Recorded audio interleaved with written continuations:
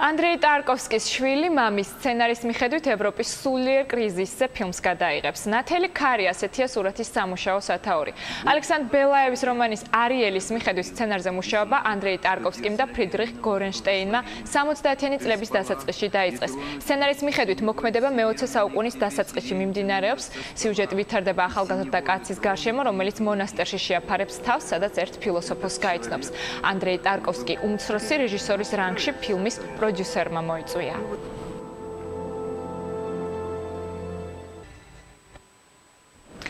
და ბოლოს ვარსკვლავური ომების მე-7 სერიას ლეგენდარულ Pinewood სტუდიოს პავილიონში გადაიღებენ. დამდგმელი რეჟისორი ჯეი აბრამსი იქნება. კასტინგის სპეციალისტებმა უკვე მიიღეს რეკომენდაციები Disney სტუდიისგან. მსახიობების ვინაობა ჯერ არ ხმაურდება, თუმცა უკვე საუბრობენ იმაზე, რომ მთავარ როლებს ჰარისონ ფორდი და კერი ფიშერი შეასრულებენ. საიდუმლოდ ინახავენ ფილმის სიუჟეტსაც.